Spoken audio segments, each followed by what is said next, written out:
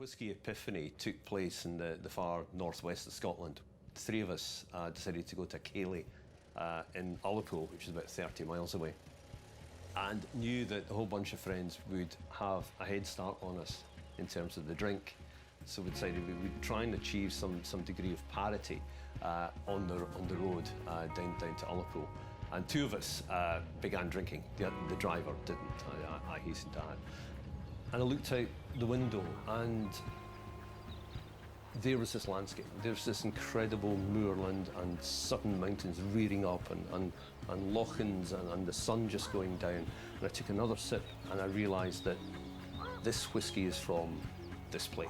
You know, this is more than just a drink. This is a manifestation of place. The people who made this have created it. You know, it was a spark of creativity. And, you know, whisky suddenly, for me, at that particular point, became something I wanted to learn more and more about. Whisky suddenly became more than just something that was made in this kind of obscure thing called a distillery, and actually became part of a creative impulse. And that was it. I fell in love.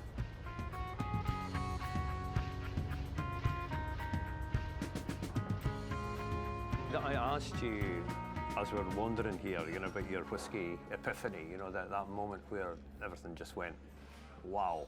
You said it was Talisker. My wife and I, girlfriend at the time, had been picking grapes in France, got friendly with an American guy who was also picking grapes. He was from California. He said, oh, hey, I'm coming to Scotland. So he came to stay with us in my student flat in Edinburgh.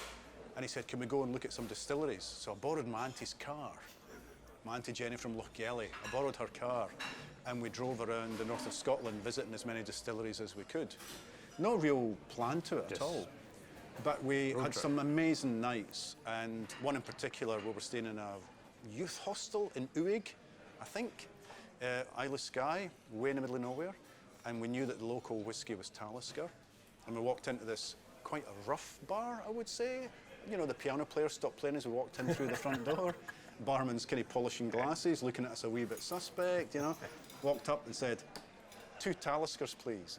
And he went, 60, 70 or 100 proof. And went, 100. Piano player starts playing again.